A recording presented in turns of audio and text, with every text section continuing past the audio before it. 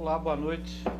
Hoje nós vamos continuar a nossa série sobre metodologias ativas com a professora Isabela Toledo. Ela, que é pedagoga e também gestora educacional, tem nos ajudado a refletir sobre as mudanças que precisamos fazer para que o processo de metodologias ativas venha a atingir êxito. Ela já entrou. A Rose também, né? Obrigado pela presença. Nós vamos começar e continuar a nossa conversa. Boa noite, tudo jóia? Estou bastante curioso para saber como é que a gente muda esse mindset aí para mudar a metodologia. Quero te agradecer novamente. Hoje nós estamos fazendo o nosso segundo passo. E aí agora é contigo. Vamos lá, boa noite, Paulo. Vamos para mais um tempinho de conversa aí, né? Bom, eu gosto muito de falar desse tema de hoje, viu? Que é mudar a mentalidade, mudança de mindset. Porque o que a gente acontece, o que a gente vê hoje, né? Metodologias ativas, é o assunto do momento, né? Só que, e a gente vê muito curso sobre isso, a gente vê livros sobre isso, vê professores discutindo, e aí esse movimento todo, ele pode trazer um desconforto, sabe?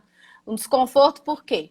Tem professor que não vai entender do que se fala, e aí ele vai achar que ele está desatualizado, vai falar, nossa, eu não sei mais nada, né? Então vem aquele medo que ele sente.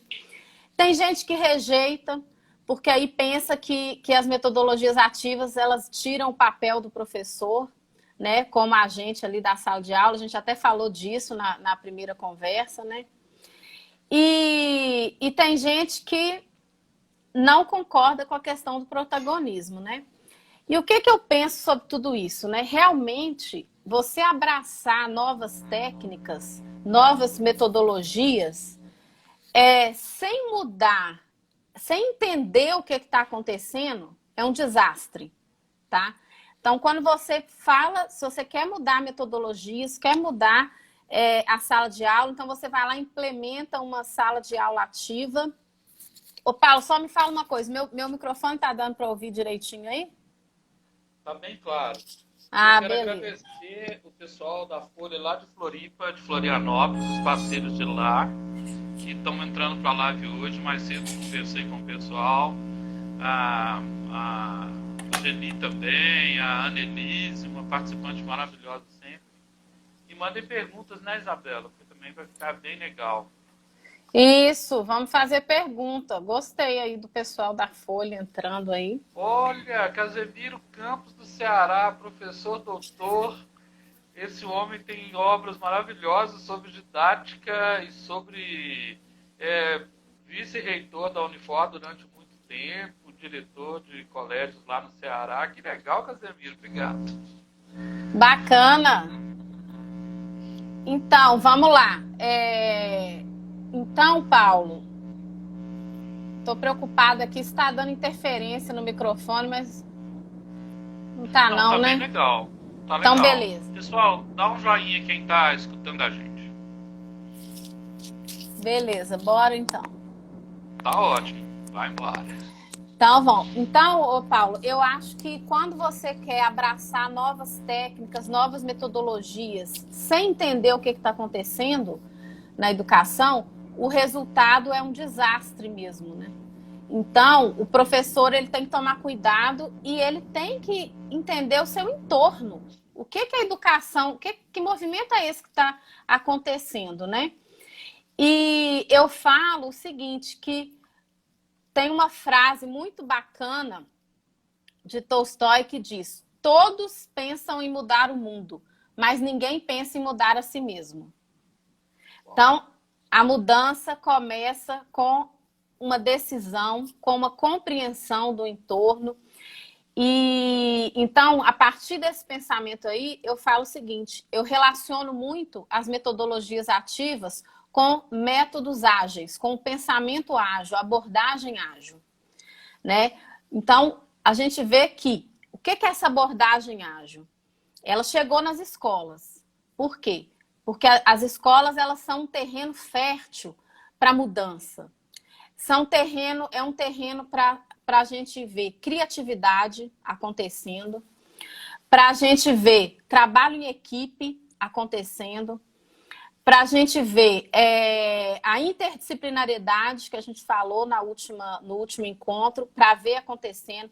Então, tudo isso aí, que são modelos do pensamento ágil, acontecem na educação. A educação é um terreno fértil para isso, né? E aí vem aquela história, mas Isabela, de onde que vem essa abordagem ágil, né? Porque para o pessoal da educação é um termo novo. Agilidade na educação é um termo novo, né? Então, eu sempre explico o básico, que dá para entender super bem. A abordagem ágil, ela é baseada em 4 princípios que foram elaborados por um grupo de profissionais ali, né? Não era na área da educação, eles eram desenvolvedores, né? Trabalhavam com criação de software, desenvolvimento de software, né? Na elaboração de projetos. Então, na área deles, nessa área, estava acontecendo um movimento de mudanças e não dava mais para trabalhar do jeito antigo, porque os resultados começaram a ficar prejudicados. Então, eles se reuniram e eles conseguiram traduzir o movimento que estava acontecendo na área de desenvolvimento de software. E aí eles criaram um manifesto que é baseado em 4 princípios que nós vamos ver aqui. Eu vou falando um pouco deles. Para a mudança, eles traduziram o movimento, a mudança que estava acontecendo para a área deles, e aí eles implantaram novas práticas, novas maneiras de trabalhar. E na educação, eu falo o seguinte, a educação, quando a gente fala de metodologias ágeis, se a gente quiser, metodologias ativas, se a gente quiser mudar as metodologias na sala de aula sem entender isso, vai parecer que é moda, né? E aí muita gente vai falar, essa modinha vai passar. Essa modinha um dia vai passar. Só que essa modinha não vai passar porque não é modinha, né? É uma transformação na educação que está acontecendo, que a gente tem que também fazer o quê?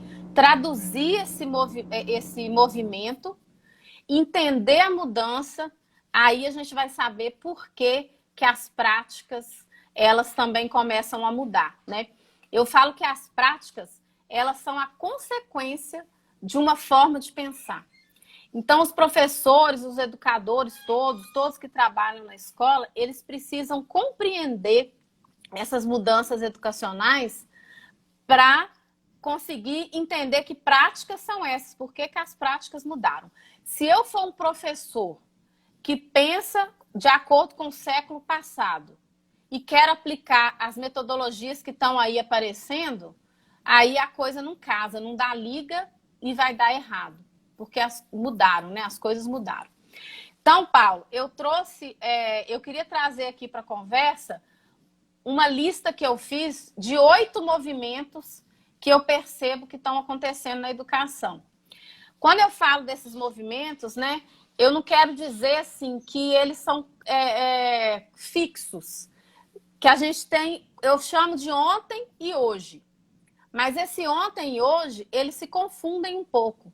Porque não quer dizer que a prática que eu chamei de ontem, ela já mudou totalmente. Quando a gente fala de movimento, eu tenho uma prática antiga e uma prática nova. E elas vão ali se movendo até que realmente acontece a transformação, né? Então, Isabela, tem uma coisa no conceito de história que talvez até te ajude. Ela chama temporalidades múltiplas. Os historiadores estão estudando uma coisa até muito interessante que chama memória do futuro. Tenta imaginar, né? O MIT estuda memórias do futuro, ou seja, a capacidade de visualizar um cenário para tentar resolver. Nós estamos imersos numa memória do futuro agora na pandemia. Exemplo, né? Todo mundo querendo criar uma vacina ou um antídoto para o que está acontecendo com o Covid. Então, o que eles estão fazendo? Memória do futuro. A temporalidade no presente temos um problema e estamos com agilidade.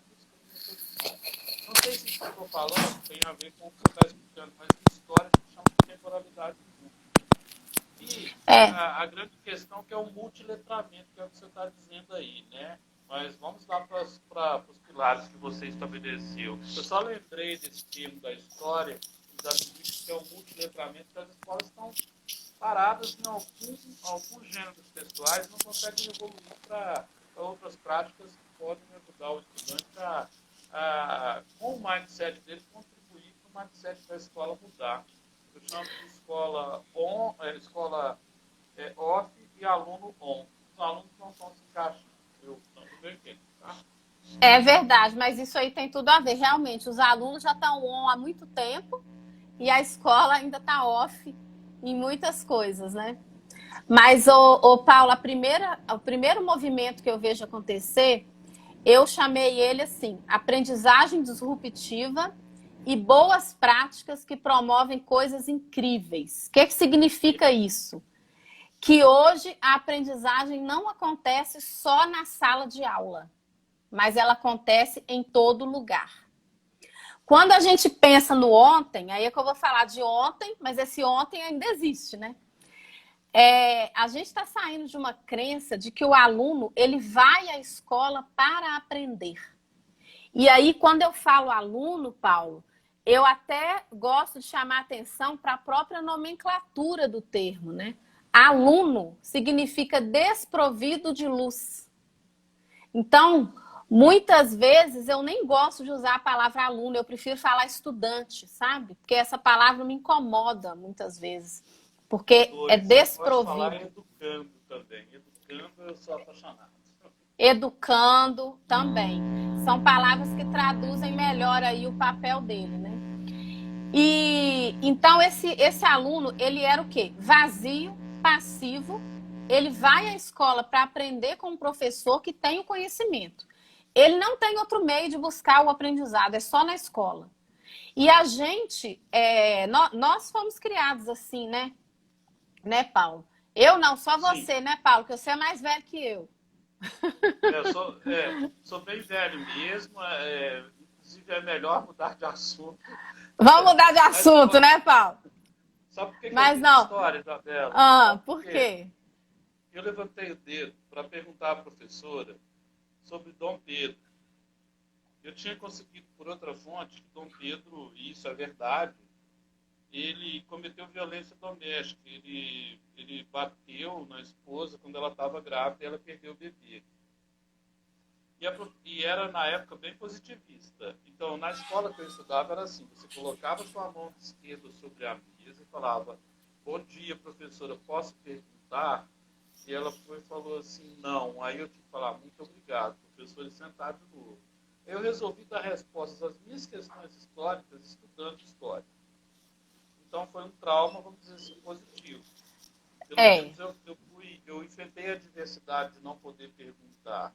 E hoje a coisa que eu mais defendo em livros, em palestras, é pedagogia da pergunta. Tem que deixar Deixa perguntar. de perguntar. Né? Exatamente. E é isso aí. Eu falei brincando, né? Mas na minha época era assim também. A gente tinha que ir à escola para aprender. E quem que podia ensinar a gente? Eram os professores, os avós, muitas vezes, que sabiam de mais coisas, podiam nos contar. E feliz era aquele que tinha a enciclopédia Barça em casa, né? Porque aí Uau! você não precisava ir para a biblioteca e aí você estava chamando atenção com a sua Barça em casa, né? E a gente vê que hoje não tem isso mais. Hoje o estudante ele já traz o conhecimento de casa. Ele já chega na escola com bagagem. Então o professor ele pode fazer uma aula muito mais rica, produtiva. Se ele ia gastar muito tempo antes com exposição de conteúdo, ele pode tirar dúvida dos alunos, levantar questionamentos, né? Inclusive, isso é parte de uma metodologia ativa, que é a sala de aula invertida, né? Inclusive, o professor ele pode até aprender com a sua classe, né? E isso não tem problema nenhum, porque isso é construir conhecimento, né? Isso é construir conhecimento. Então, não tem aluno vazio mais, a gente tem aluno cheio, que ele tem que colocar para fora e interagir. Então, esse é o primeiro movimento que eu listo aí. Agora, a gente tem um outro, Paulo, que eu falo que a BNCC veio legitimar. que é o seguinte: hoje a gente tem um currículo focado em habilidades e competências. E o que a gente tinha antes? Um currículo, até pouco tempo atrás, baseado em conteúdos, né? E por isso que a aprendizagem ela se dava em transmissão de conhecimento, né?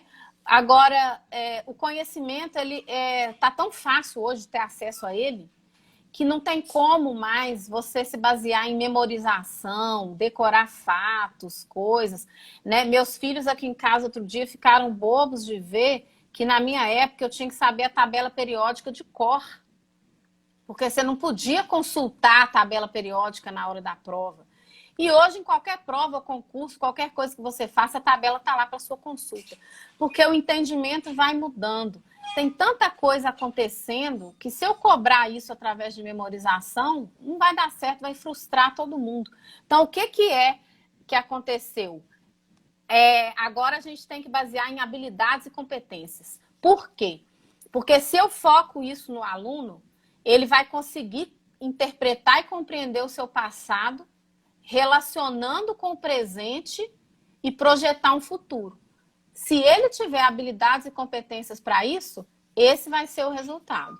A simples memorização não leva esse aluno a criticar nada, a saber fazer escolhas e nem a tomar decisões, né? Então, esse é um movimento importante.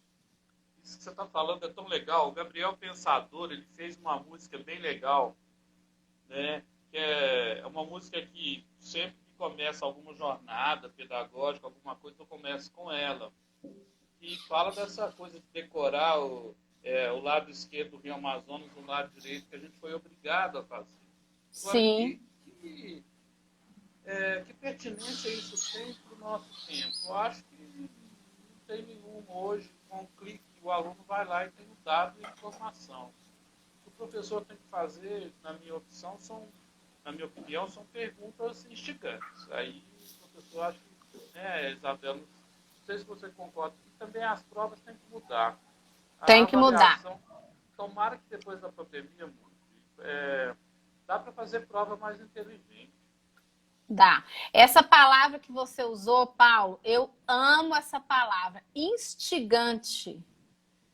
As perguntas, elas têm que ser perguntas instigantes, né? Porque quando você vai ver algumas provas antigas, quando você tem determinadas perguntas que você lê, que dá vontade de chorar, porque são perguntas que não levam a nada.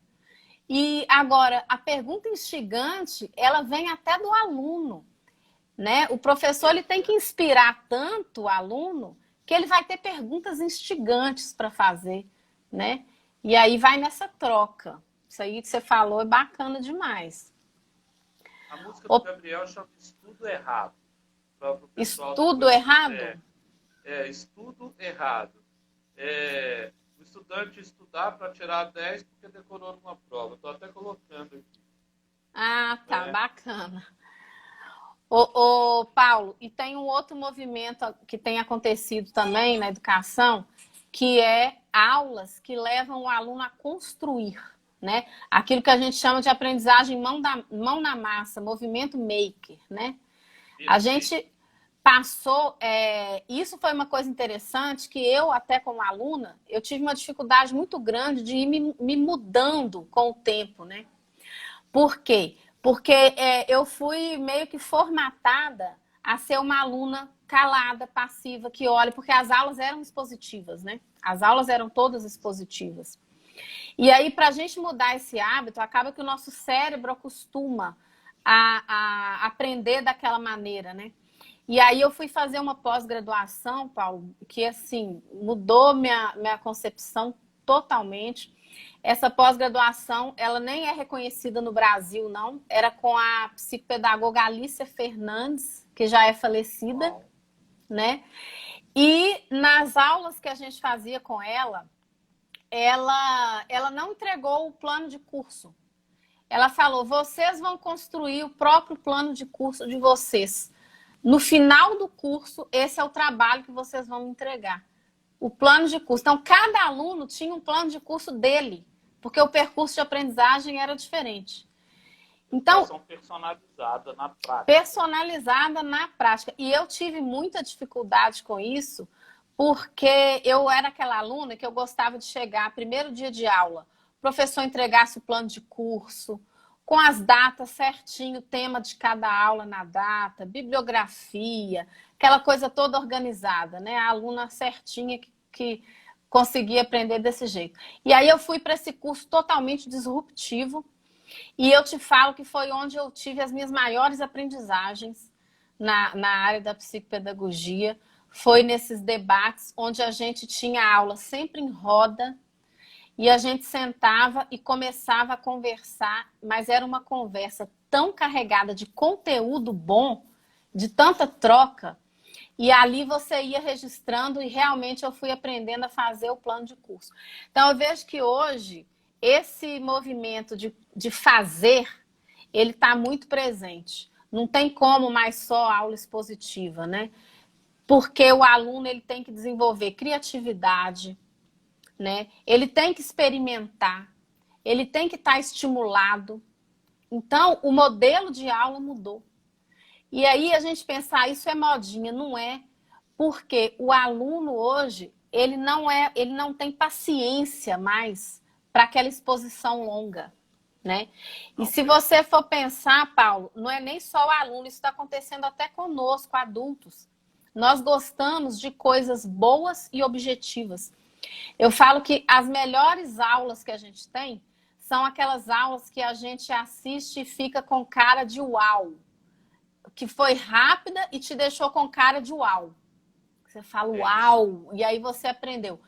Então, é isso que tem que ser levado para a educação, entendeu? Os alunos não gostam, mas eles são dinâmicos, eles estão fazendo uma coisa e faz outra e volta. Mesmo que a gente pense que não tem como você focar a atenção em duas coisas ao mesmo tempo, isso é uma verdade, né? Você não consegue fazer tantas coisas ao mesmo tempo com a mesma qualidade. Mas sabe qual que é o diferencial dessa geração interativa? É que eles conseguem mudar o foco da atenção rapidamente. Então você pensa que eles estão fazendo duas coisas ao mesmo tempo, mas não é. Eles estão prestando atenção aqui no ponto A, e aí eles conseguem focar a atenção no ponto B rapidamente e voltar para o ponto A.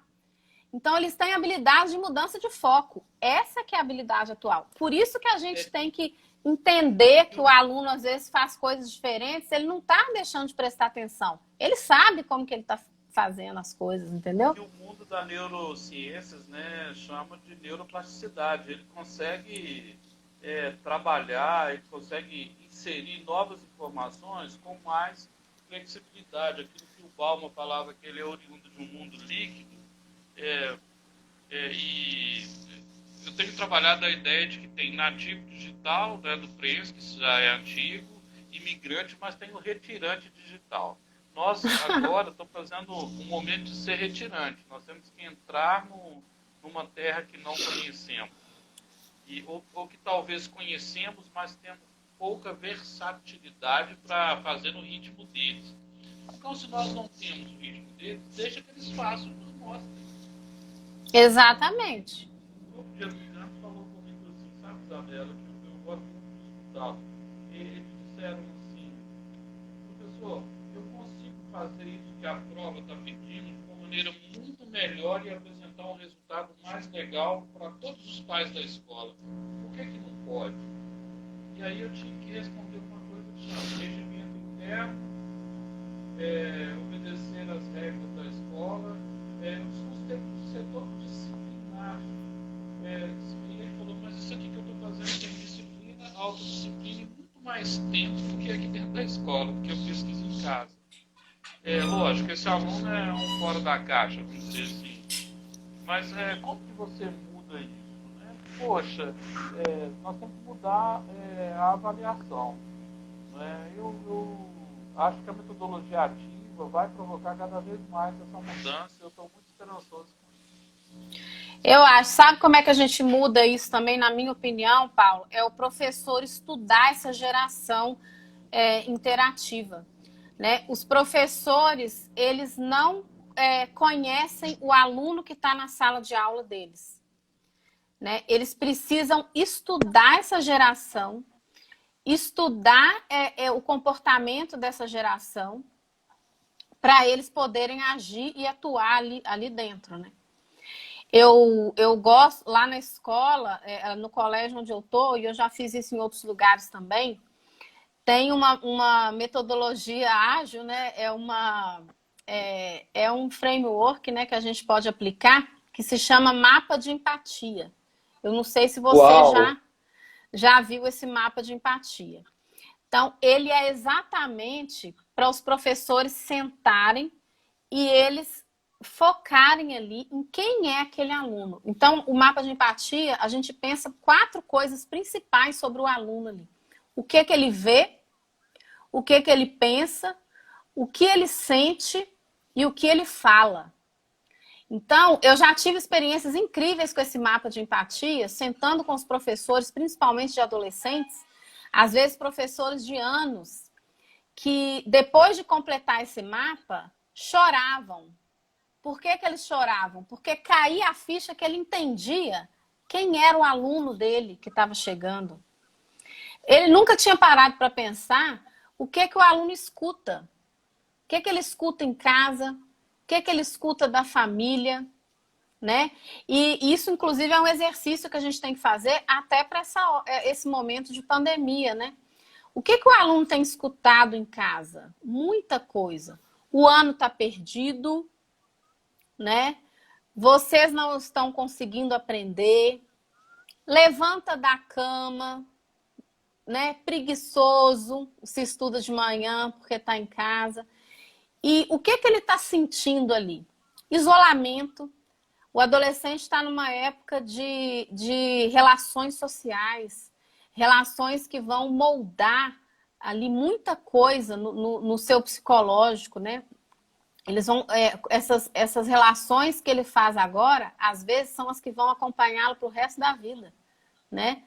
E aí ele está longe do contato físico, ele está longe dos colegas, então ele está sentindo muita coisa, ele está sentindo isolamento, ele está sentindo depressão, ele está sentindo dificuldade, ele está tendo que interagir com o conteúdo de longe. Então, quando você começa a entender essa geração, e outra coisa, ele é nativo digital, sim, ele é geração interativa, sim, mas isso não significa que ele domina o mundo digital. Não, é um mundo perdido, né? É como se você deixasse seu filho aqui em Belo Horizonte, né? Para quem não é de Belo Horizonte, eu vou dar esse exemplo, mas vocês devem ter na cidade de vocês. Aqui tem a Praça 7, que fica no centro da cidade, e é uma loucura de pessoas, né? É uma loucura. E aí, o que acontece ali? Você não vê nem o rosto das pessoas, né? Então, eu falo que o adolescente ele é nativo digital, sim. Mas ele na internet é como se ele estivesse na Praça 7, sozinho, sem pai, nem mãe, nem ninguém. Ou seja, perdido. Então a gente tem que orientar isso aí e compreender esse aluno, né? Quando você fala... Olha se a minha voz está melhor, pessoal. O pessoal falou que a voz estava dando um problema. Quando você fala do mapa da empatia... ele nasce de um conceito de congruência na psicologia, que é sentir, pensar, agir e falar com coerência, né? Esse conceito de congruência. E tem um autor internacional dos Estados Unidos que chama William Doll, que ele fala que o conhecimento para ter sucesso e a metodologia para ser bem ativa deve ter recursão, que não significa só repetição, é voltar... pegar um pré-requisito e aprimorar esse pré-requisito ou melhorar a sua habilidade, né? A recursão, com rigor, não significa que metodologia ativa pode crer, não tem regra, não tem tempo. Exato. Porque também tem alguns professores que acham que a metodologia ativa ela é light, tem que deixar o aluno fazer, e aí as famílias nos cobram. A própria turma, se você não mostra que ali tem um itinerário, tem uma jornada, tem estações para ele, eles vão achar que é um oba-oba. E não é, né, Isabela? A gente sabe. Então tem que ter recursão, tem que ter rigor e tem que ter riqueza, que o William Doll fala dos 4 R's, né? Que é riqueza, recursão, rigor, e aí você atende uma coisa que é recorrer ao que você sabe, e você descobre que sabe muito. Aí o mapa da empatia que você faz com os professores, isso aí ajuda muito. Sobretudo nesse momento, Isabela, os jovens estão pedindo socorro. Isso que você falou Então, tem muita pertinência. é verdade. E, Paulo, você falou, né, que às vezes a pessoa acha que é fácil pegar as metodologias ativas, que vai ficar mais simples o trabalho, né? Mas, pelo contrário, exige muito mais do professor, muito mais planejamento do professor e muito mais disciplina do aluno, porque ele tem um papel crucial também para o processo dar certo, né? Porque é um contexto de aprendizagem onde a interação tem que haver ali de maneira excelente para que funcione o aprendizado, né? Então é bem diferente, não tem nada fácil, não. Pelo contrário, né? E aí, quem acha que é modinha, quando aprofunda, né, Isabela, perde esse pilar que você estava falando aí, que é de ouvir os alunos, de senti-los, mas também de dar respostas. Não significa que o professor não dá a resposta, mas ele pode dar uma resposta perguntando, né? Exato. Que nisso aí a pedagogia da pergunta é maravilhosa. Bom, você chegou Maravilhosa. nisso. E aí, como resolver isso, né? Exatamente, tem que ir perguntando por quê, né? Por quê? Eu falo que a gente às vezes tem que perguntar pelo menos 5 vezes por quê, para chegar numa resposta satisfatória. E a gente está falando aqui de aluno de geração interativa, né? E a gente vê que um outro movimento que acontece é o da tecnologia, né? Na sala de aula, como uma ferramenta mesmo essencial, a cultura digital, né? Por mais que exista o desnível que a gente vê, igual tem esse debate, escola pública, escola particular, quem está tendo acesso, quem não tem, a gente tem que olhar para os números, porque o contexto ele é desafiador. A gente tem aqui uma projeção de que até o final do ano nós vamos ter 7 bilhões de smartphones nas mãos dos jovens, né? Então, a gente vê que um telefone todo mundo tem hoje, né?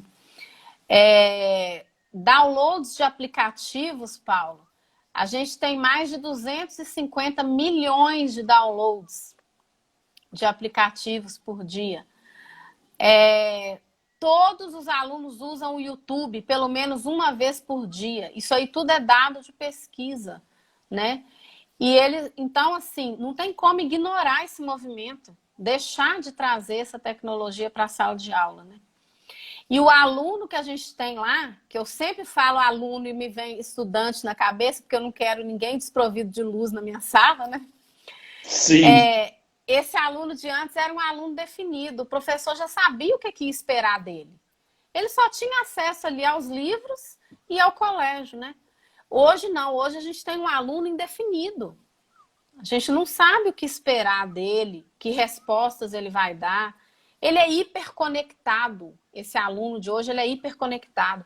Todos os alunos de hoje, em algum aspecto, eles são autodidatas também. Você pode procurar alguma coisa, eles são autodidatas, né? Eles vivem de comunicação. É o tempo todo, porque as redes sociais já estimulam isso. Então, ele é um aluno que a gente chama de comunicaholic, né? Ele vive Perfeito. disso. Nossa, que bacana. Ele vive da comunicação. Então, esse é um movimento que a gente tem que entender. Tudo isso que a gente está conversando, Paulo, eu espero que todo mundo esteja assim compreendendo que esses movimentos é que provocam a mudança das práticas na sala de aula. Porque com tudo isso acontecendo, não tem como a gente permanecer com as práticas antigas e achar que vai dar certo. A gente tem que aprimorar, né? Eu sempre falo, nunca jogar fora, nunca jogar nada fora, mas incrementar. A inovação, ela não é só você apresentar um novo modelo. A inovação é muitas vezes você pegar algo que já existe e incrementar esse algo. Então, isso é inovar também. Eu falo que na educação a gente tem que fazer isso. pegar as práticas antigas, às vezes incrementá-las, para que elas se adaptem ao aluno que a gente tem hoje na sala de aula, né? Isabela, o que você está falando é tão pertinente que o professor que fez a apresentação do meu livro de metodologias ativas, ele é orientador do Colégio Marista Dom Silvério. Ele é o professor mestre Valmir Xavier. Mas ele já passou por várias escolas, já coordenou mais de 130 escolas no país, e porque ele era religioso, né, era marista, e ele que cuidava de tudo. E ele falou uma frase comigo no início dessa semana que eu fiquei pensando. Não adianta querer remendar panos velhos com uma roupa nova. Ou seja, não é uma coisa só de momento, não. Tem que fazer um itinerário de formação continuada. Eu chamo essa geração aí, que a gente chama de nativo digital, de geração C, né? Só que não é algo de agora. Foi em 2005. Eu conheci um trabalho de alguém lá da Austrália, chama Dan Prax. Dan Prax falou geração C pela primeira vez. E no Brasil sou eu que trabalho isso. É uma geração que tem celular, tem computador, ela está carente, ela quer competir. É uma geração que, quando ela se frustra, ela quer buscar um coquetel, cigarro, cerveja. E que itinerário que nós vamos fazer para essa geração C? Né? E aí, hoje eu peguei um livro velho para conversar com você, que é esse livro do Perrenot aqui, de 2013. Desenvolver competência e ensinar saberes. Gente, como que a pessoa consegue enxergar algo assim antes, né? Incrível. E eu fico vendo seu trabalho de agilidade nas redes sociais aí, Isabela, eu sou fã mesmo. E azar, a gente é fã de coisa boa. E como que a gente vai conseguir pegar essa geração aí de nativos, não interessa o nome, e fazer com que eles comecem a construir projetos para melhorar a sociedade? Isso é uma coisa que fica no meu coração, na minha mente, no meu mindset, dormindo e acordando. Isso é desafiador mesmo, Paulo. Eu acho que a gente tem, como eu falei, quem trabalha com essa geração tem que estudar ela. E outra coisa, tem que aceitar ela, né? Eu acho muito interessante que a gente não precisa de gostar do que ela gosta.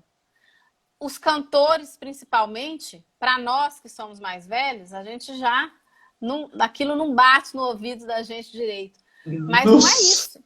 Não é isso que está em jogo. O que está em jogo é você compreender que mensagens esses cantores passam para essa geração que causa essa conexão. Então, a gente tem que entender a geração, estudar a geração. Uma outra coisa, a gente fala muito, né, e a BNCC trouxe isso, desenvolver habilidades socioemocionais, e uma delas é a empatia nos jovens, né? Mas eu já falo que o professor, primeiro, ele precisa desenvolver ele mesmo essa competência nele. Se ele não for empático, ele não vai conquistar essa geração, não vai conseguir entender ali como ajudar o jovem no projeto de vida dele. Então, eu acho que a empatia começa como um exercício que a gente tem que buscar. Aliás, eu falo que a empatia, eu não chamo nem de habilidade socioemocional, eu chamo de virtude, né? A empatia é uma virtude que todo ser humano deve buscar, porque é aquilo que te conecta com o outro, que te faz ver que ele é irmão mesmo, que ele é próximo, né? Que ele é o seu próximo e que aí você vai ajudá-lo, vai aceitá-lo, né? Eu acho que isso já quebra um monte de obstáculos que podem existir entre professor e aluno. Então, se ele gosta até de pintar o cabelo, se ele gosta de colocar um brinco, se ele gosta de determinada coisa e você permite que aquilo seja obstáculo, então é porque não tem empatia, né? Você tem que entender aquilo que eu falo. O que esse jovem está vendo? O que esse jovem está pensando, né? Sem isso, não tem como você ajudar ele a construir o projeto de vida dele, né? E esse, inclusive, é mais um movimento que vem acontecendo na educação, que é a preocupação com a formação integral, né? Inclusive, a BNCC, ela traz até o âmbito espiritual na formação do estudante. né? Então não tem mais aquela de que a escola vai ensinar a ler, escrever, fazer conta, os cálculos, e aí beleza, você faz o vestibular, entra na faculdade e pronto, acabou. Não, com isso aí a gente só gera uma geração, né? A gente só ajuda a construir uma geração de monstros sem sentimentos, né? Não, a gente tem que educar de maneira integral. Por mais que a escola tenha uma função primordial acadêmica do ensino formal, que a gente sabe que ela tem essa função principal, ela não pode hoje deixar de lado aspectos da saúde física, da saúde mental, da saúde espiritual, né? Emocional da pessoa. A gente não tem como correr disso. Por mais que alguns falem, né? Não, a escola não tem que fazer isso, tem que ser outra pessoa, tem que ser o psicólogo. Não tem como a escola deixar de abraçar essa formação integral mais, né? E isso está no BNCC. Isso que você está falando é uma coisa importante, porque às vezes eu sou incomodado assim com o conselho de classe, sabe? E aí eu escrevi um artigo que é mapa de sala ou mapa de competência, né? Depois virou um capítulo do livro. Por quê? Eu acho que antes da gente ir para o conselho de classe, a gente teria que ver quais são os programas de TV preferidos desses jovens. Ele é de qual religião? Ou não tem nenhuma? Ele gosta de assistir série nas plataformas? Qual rede social que ele mais gosta? Qual é a preferência esportiva dele? Ele viaja, ou seja, na competência geral 3 da BNCC, que é repertório cultural, a BNCC abre isso para a gente, quer dizer, tentar entender qual que é o mindset dele, como que eles brincam muito, eles falam assim, a pessoa tem que entrar na mente, né? Tem que entrar na mente. Ué, o que é entrar na mente? É estudar o mindset. Ele gosta de dança. Como é que ele lida com a questão étnica, com a inclusão? Se tiver um colega na sala com esse problema de inclusão, seja física... Inclusão é outro movimento que tem que aceitar, né, agora. Então, para mim, a maior metodologia ativa, a melhor, é humanização. E a BNCC trouxe essa questão da comunicação ágil. Hoje são várias linguagens, né? Assim, Libras, a linguagem da cultura digital. Então, assim, eu vejo também que o professor fica no meio de um tanto de coisa para ser formado. Você, como gestora, como vê isso? Assim, nós teríamos que ter mais tempo de formação continuada, não, Isabela? Eu acho que a questão é a formação continuada mesmo, porque só a formação acadêmica ali da universidade, né, não consegue dar conta de preparar o profissional, não.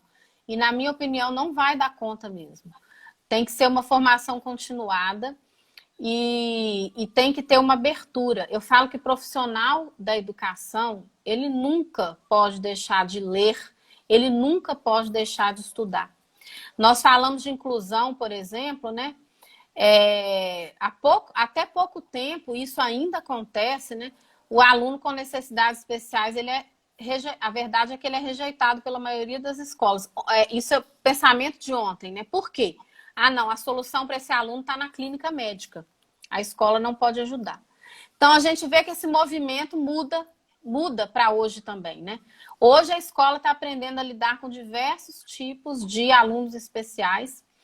E eu li um estudo que me deixou bastante até chocada na época, né? Porque eu não tinha pensado em números. Eu falo que números sempre assusta a gente, né? Que hoje a gente tem o número de crianças autistas crescendo muito. Então, atualmente, isso são dados da OMS, a gente tem para cada 160 nascimentos um autista, né? E a previsão é que em poucos anos, menos de uma década, poucos anos, vai ser para cada 20 nascimentos um autista, né? Então, assim, isso faz o quê? Com que as escolas elas sejam obrigadas a se preparar para receber essas crianças, né? Então, isso é um outro movimento que chega na educação para mostrar que as práticas precisam mudar. E que a gente só muda a prática, eu volto a falar o que eu disse lá no início, né? Você tem que entender por que está mudando as práticas, né? Então, existem todos esses movimentos educacionais, esses movimentos que estão acontecendo, que como consequência, a prática tem que mudar para a educação dar certo, né? E eu falei, Paulo, que eram 8 movimentos, então eu cheguei no último aqui agora, que é Sim. esse, eu falo que ele é bem disruptivo, né? Eu penso bastante sobre isso, e você até falou um pouquinho disso na nossa conversa, que é a valorização de competências, habilidades e atitudes, mais do que testes e provas. Eu vejo esse movimento acontecendo, né? Então, o que que acontece com a escola de ontem? Que eu chamo ela de ontem, mas ela é de hoje também, né? A única forma de avaliar o aprendizado é através de uma prova escrita, né? Nós passamos a nossa vida escolar toda dessa maneira. É uma prova escrita, onde ali você mostra se aprendeu ou não. Então, esse é um movimento importante que tem acontecido dessa mudança, né? E eu falo que a pandemia, ela acelerou a transformação digital, mas ela também acelerou algumas formas de pensar. Então, quem imaginaria que a escola aceitaria outras formas de apresentação, outras formas de se avaliar um aluno, né? Então, principalmente com registros não lineares, por exemplo. Então, um mapa mental passou a ter o lugar de uma prova escrita, né? A elaboração de um podcast por um aluno passou a tomar o lugar da prova escrita também, em muitos momentos. Então, durante esse período de educação online, a gente viu muito disso acontecer, né? E outra coisa impensável, né? O aluno fazer a prova em casa.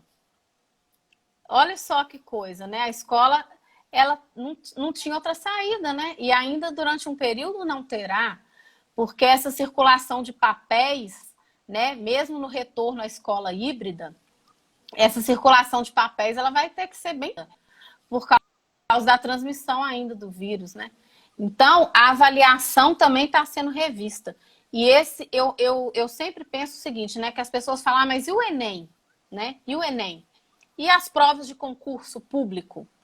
Né? Que o estudante tem que estar preparado para fazer se ele precisar. Perfeito. A gente tem que preparar ele para essa prova. Mas esse é um tipo de prova. Um tipo de prova importante, que eu posso preparar o aluno para fazê-la e ser bem sucedido.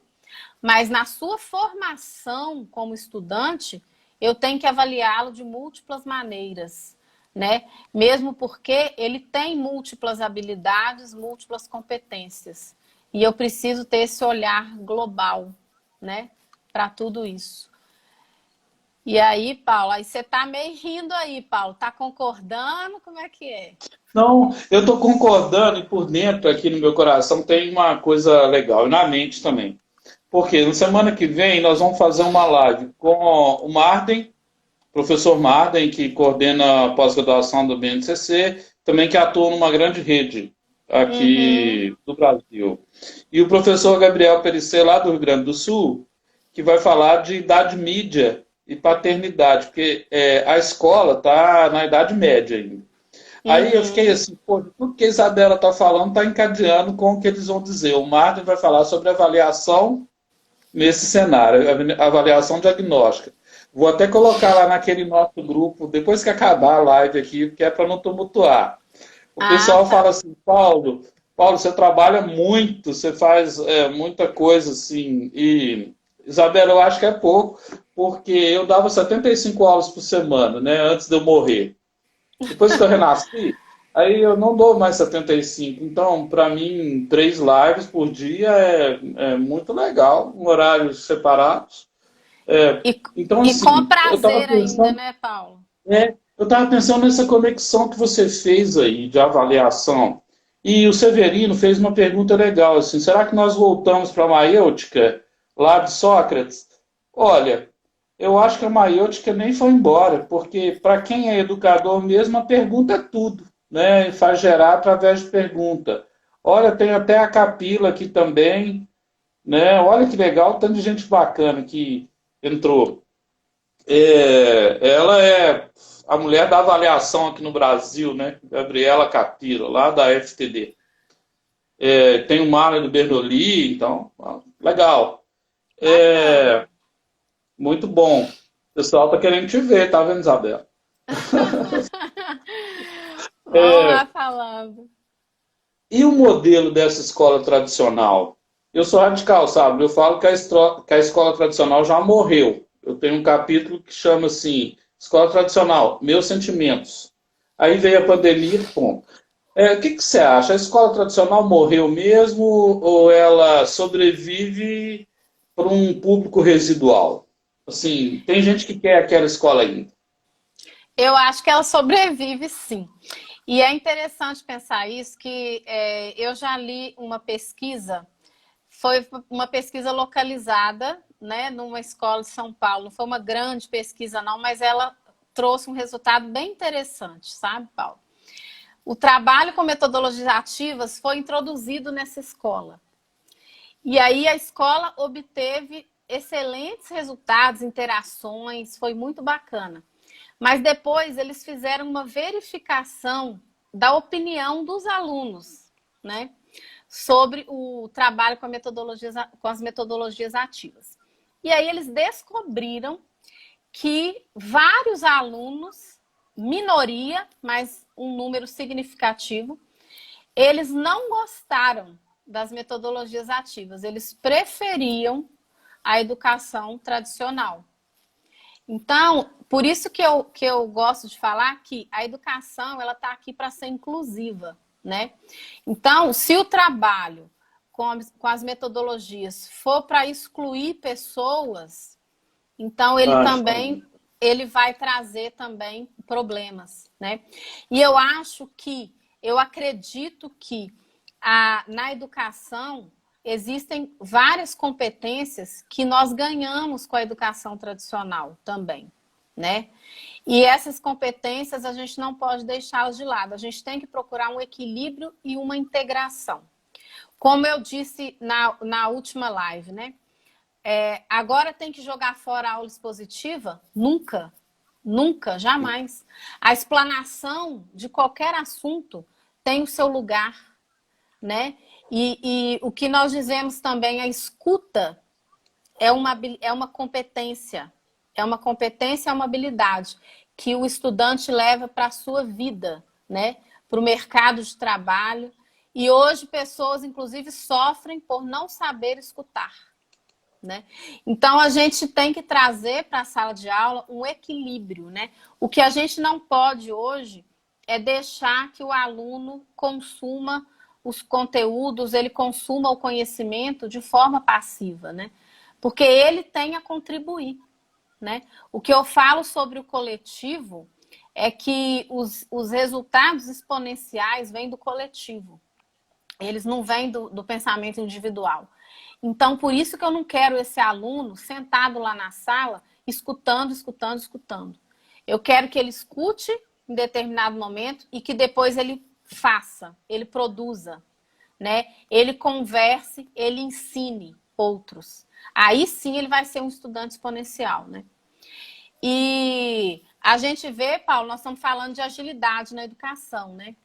Então, quando eu contei a história dos 17 desenvolvedores ali de software, né, que traduziram esse movimento que acontecia na área deles, né, que prejudicava o resultado dos trabalhos, eles conseguiram perceber todo esse movimento e aí eles escreveram esse manifesto ágil que eu falei.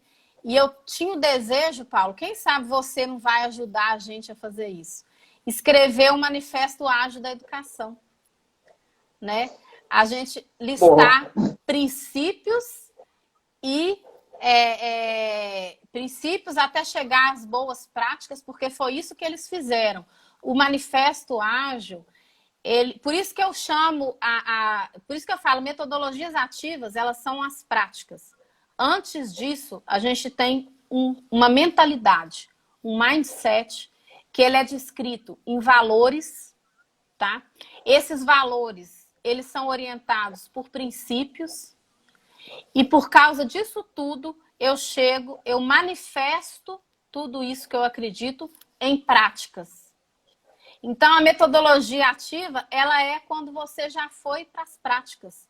Antes, vem uma mentalidade baseada em valores educacionais, orientada por princípios, né?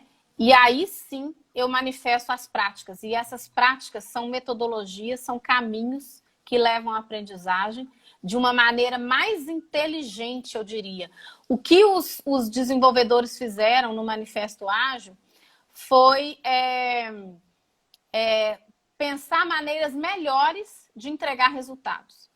Então, hoje, as metodologias ativas, eu falo que elas são maneiras melhores de se chegar ao conhecimento pleno, à aprendizagem. Então, eu resumo dessa maneira o mindset. Eu vou te devolver um convite. Eu te convidei para o livro coletivo aí dos educadores semeadores, né?